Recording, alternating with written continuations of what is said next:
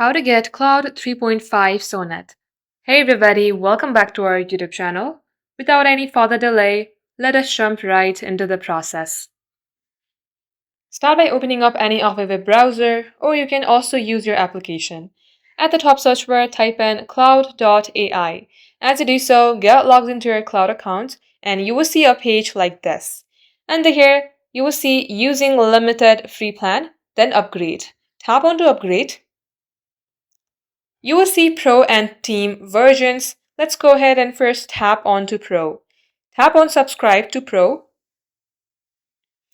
Now these are all the features that you will get to enjoy if you subscribe to Pro plan. That includes early access to new features, priority access during high traffic periods. Now here, in order to subscribe for a Pro plan, first of all you have to enter your full name, your country or region, your address line, your card number, your card's expiration date, and your CVC. Once you do so, it will cost you $20 per month. Then tap on to subscribe. Now, this is all the plans that your Pro subscriptions offer. If you would like to subscribe for a team account, there you will be able to see all the features that you can enjoy as a team. Just like so, this is how you can do it. Thank you for watching the video till the very end.